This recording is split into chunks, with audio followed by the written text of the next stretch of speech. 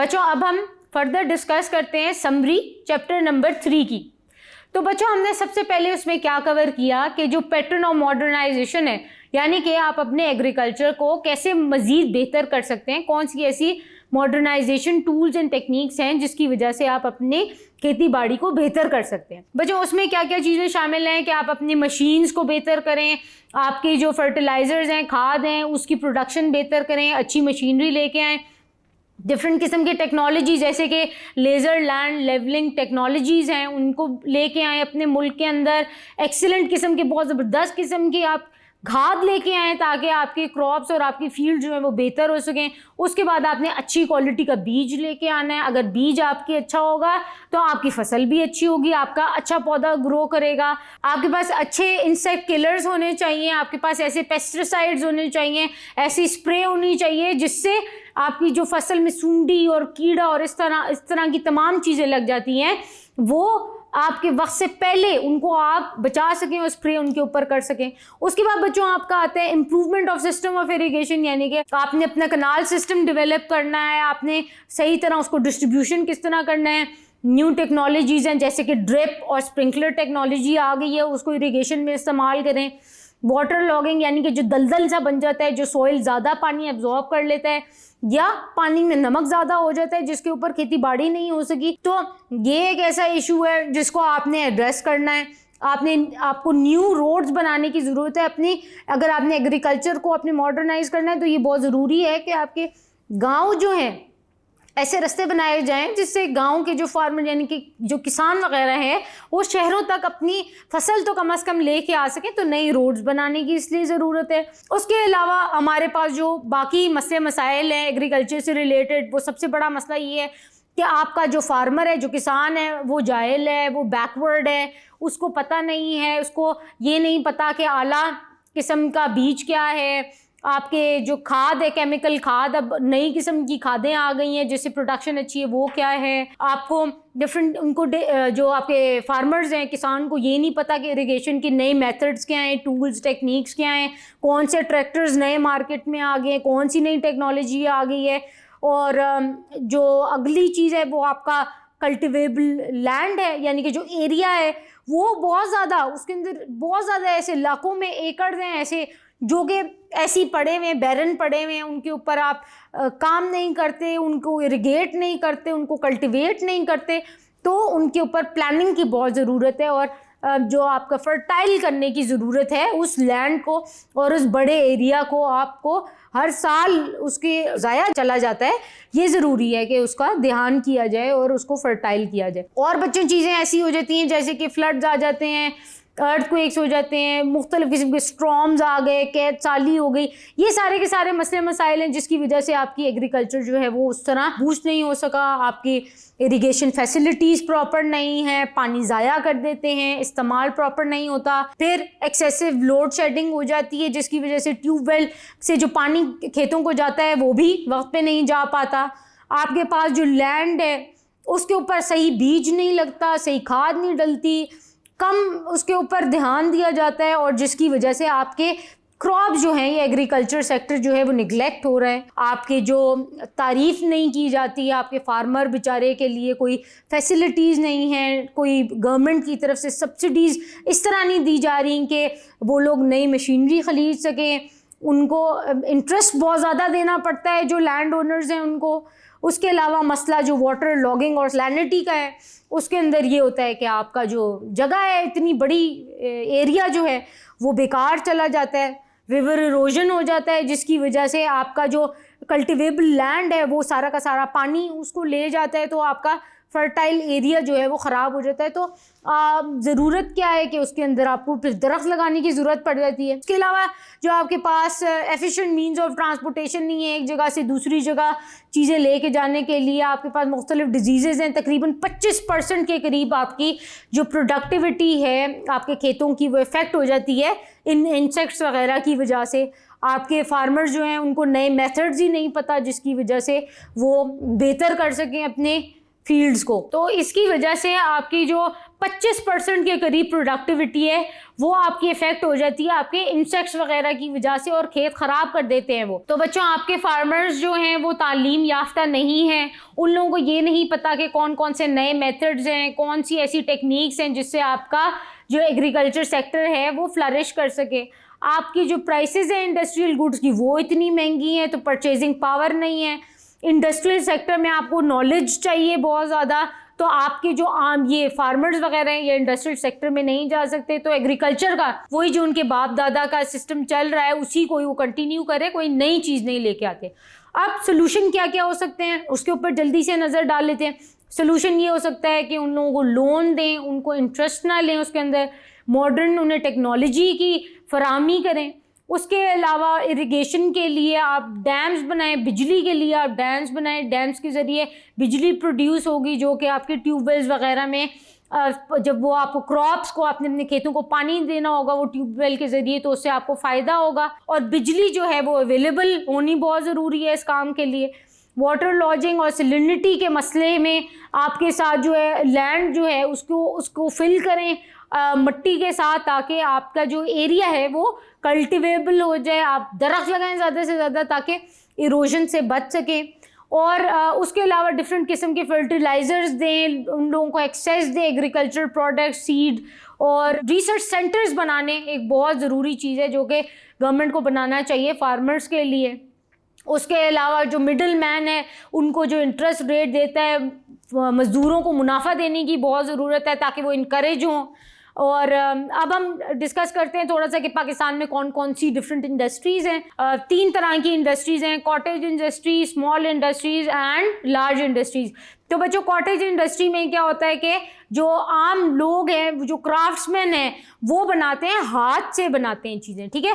उसके अंदर कौन कौन सी चीज़ें, वो ये एक बहुत इंपॉर्टेंट वैसी चीज़ है, हम एक्सपोर्ट तकरीबन 30% ये वाली चीज़ें करते हैं बाकी बाहर के ममालिक में। और उसके अंदर डिफरेंट चीज़ें शामिल हो जाती हैं, जैसे हाथ के बने हुए कारपेट, हाथ की बनी हुई एम्ब्रॉयडरी की चीज़ें, शॉल्स, हाथ की बनी हुई एम्ब्रॉयडरी जो हुई होती है, जो क्ले यूटेंसिल्स हैं, मिट्टी के बर्तन हैं, जो वुड कार्विंग होती है, ये सारी की सारी चीज़ें आपकी कॉटेज इंडस्ट्री में आती है। जो आपकी स्मॉल इंडस्ट्रीज है उसके अंदर तकरीबन स्मॉल इंडस्ट्री में 2 से लेके 9 वर्कर शामिल होते हैं जो कि मुख्तलिफ इंडस्ट्रीज़ में यानी कि मुख्तलिफ काम कर रहे हैं, जैसे कि डेयरी फार्म की इंडस्ट्री में और पोल्ट्री फार्म की इंडस्ट्री में, डिफरेंट किस्म की जो हैं कारपेट वेविंग इंडस्ट्रीज़ हैं, फ़ैन, इलेक्ट्रिकल मोटर इंडस्ट्री। और सिर्फ ये है कि आपकी जो लार्ज इंडस्ट्रीज़ हैं, क्योंकि उनकी क्वालिटी ज़्यादा अच्छी होती है, लार्ज इंडस्ट्री की प्रोडक्शन बहुत अच्छी होती है, आपकी ज़्यादा होती है, तो स्मॉल इंडस्ट्रीज़ कभी कभी निगलेक्ट हो जाती है। आपकी लार्ज इंडस्ट्रीज़ में कौन कौन सी इंडस्ट्रीज़ आ जाती है? आपकी शुगर इंडस्ट्री आ जाती है, आयरन स्टील इंडस्ट्री आ गई, सीमेंट इंडस्ट्री आ गई, फर्टिलाइजिंग इंडस्ट्री आ गई, और ये बड़ी बड़ी चीज़ें जो कि ऑटोमोबाइल इंडस्ट्री हो गई, मोबाइल इंडस्ट्रीज़ हो गई, डिफरेंट किस्म की टायर्स और ट्यूब्स इंडस्ट्रीज़ हो गई, रेफ्रिजरेटर, एयर कंडीशनर, ये सारी की सारी इंडस्ट्रीज़ आपकी लार्ज इंडस्ट्रीज़ में हो जाती हैं। अब हम थोड़ी सी बात करते हैं सोर्सेज ऑफ एनर्जी के ऊपर। सबसे पहले आपकी सोर्स ऑफ एनर्जी बिजली है। इसमें हाइड्रो इलेक्ट्रिक पावर जो यानी कि पानी के ज़रिए हम डिफरेंट तरीके से पानी से प्रोड्यूस कर सकते हैं बिजली। हमारे पास तरबेला डैम है, मंगला डैम है, गाजी डैम है, ये सारे के सारे आपको हेल्प करते हैं पानी से बिजली बनाने में। फिर थर्मल इलेक्ट्रिकल पावर प्रोजेक्ट्स हैं, उसके अंदर आपकी जो ऑयल, गैस और कोल से बिजली बनती है।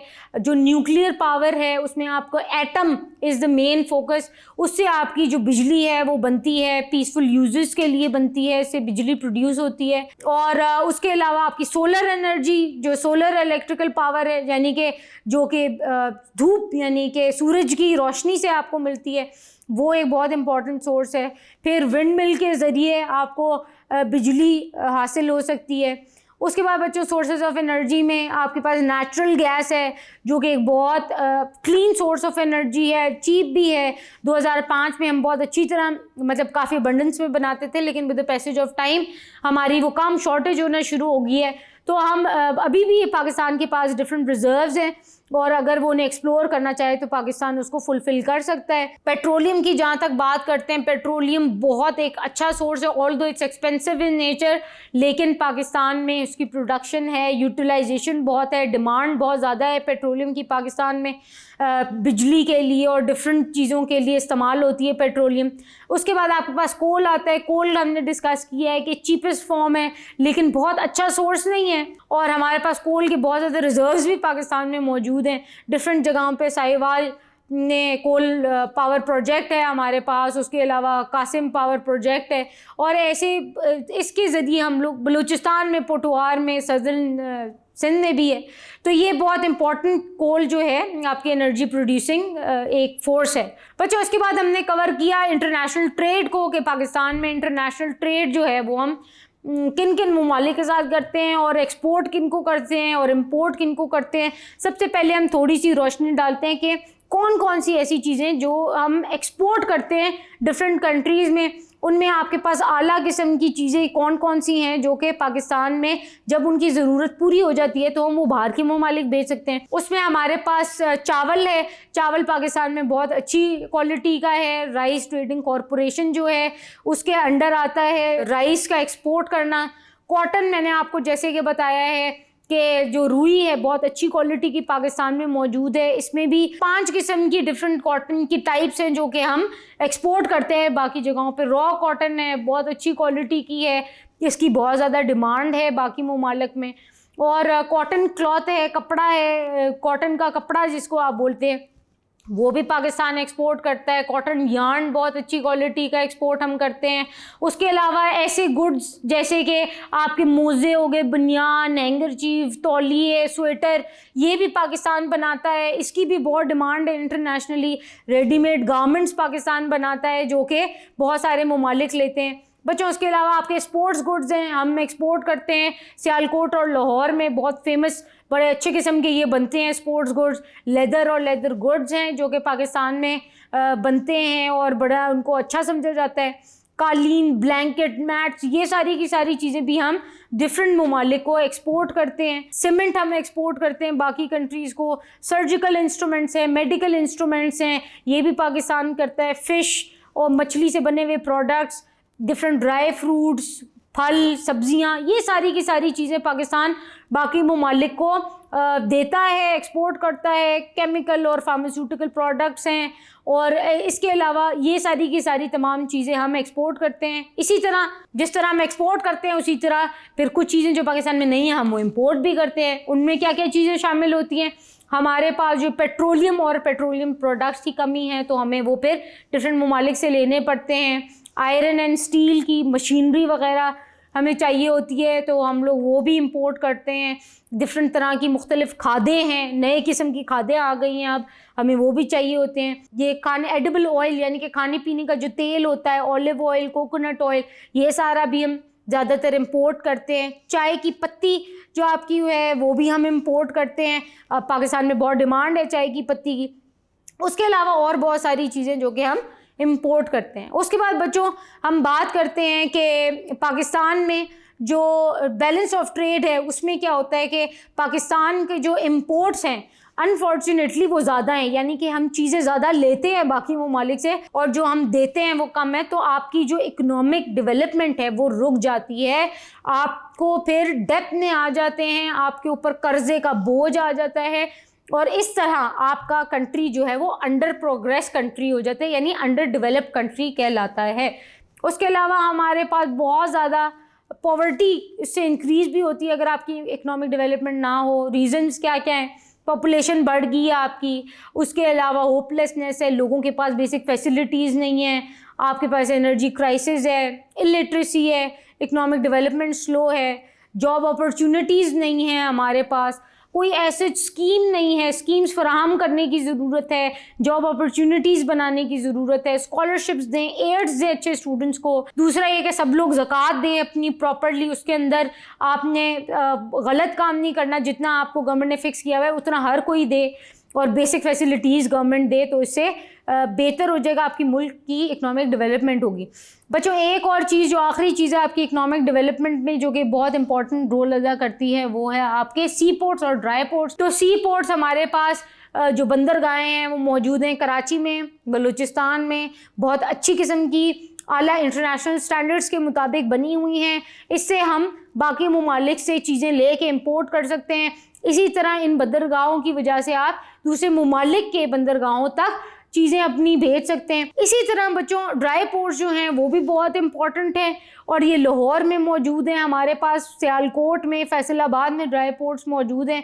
और इनका काम ये है कि जहाँ पर पानी का एक्सेस नहीं है, जहाँ पे शिप्स वगैरह नहीं जा सकती, तो ये जो है ड्राई पोर्ट्स के ज़रिए आप डिफरेंट ममालिक, डिफरेंट एरियाज़ में, डिफरेंट जगहों पे चीज़ें एक जगह से दूसरी जगह भेज सकते हैं। बच्चों इस तरह हमारी समरी ख़त्म हुई, हमारा चैप्टर नंबर 3 कंक्लूड हुआ। आपको अब मैं नेक्स्ट लेक्चर दूंगी, वो होगा चैप्टर नंबर 4।